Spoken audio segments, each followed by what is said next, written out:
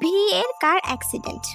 গত দুদিন ধরে ইউটিউব বা ইনস্টাগ্রামে যেখানেই ঢুকছি শুধু এই একটা ভিডিও সামনে আসছে, আর ভিডিওর কমেন্ট বক্সগুলো চেক করলে বোঝা যাচ্ছে যে আর্মিরা কতটা ভয় পেয়ে আছে।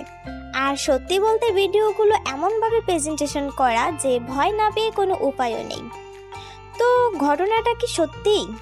আমি এই বিষয়ে যতটা জেনেছি, তেহাং সম্পূর্ণ সুস্থ ও নিরাপদে আছেন এবং তার বড় কোনো দুর্ঘটনাও ঘটেনি।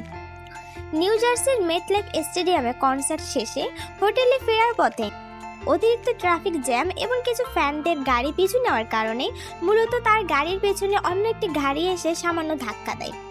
আর এটি অত্যন্ত সাধারণ ও মৃদু গাড়ি দুর্ঘটনা ছিল, যাতে তাইহিউং বা তার স্টাফদের কেউই বিন্দুমাত্র আঘাত পাননি।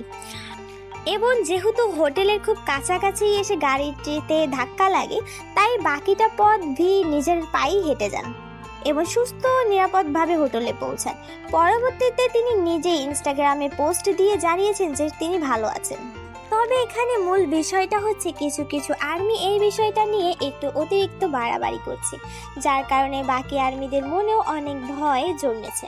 তাই আমি শুধু একটা কথাই বলতে চাই, সে সম্পূর্ণ সুস্থ ও নিরাপদ আছে, তাই এটা নিয়ে দয়া করে কেউ আর বাড়াবাড়ি করো না, আর কোনো রকম গুজব ছড়িও না। আচ্ছা, সবাই ভালো থেকো, আল্লাহ হাফেজ। আর আমাদের সাত রাজার জন্য সবসময় দোয়া করো, তারা যেন সবসময় সুস্থ ও নিরাপদ থাকে।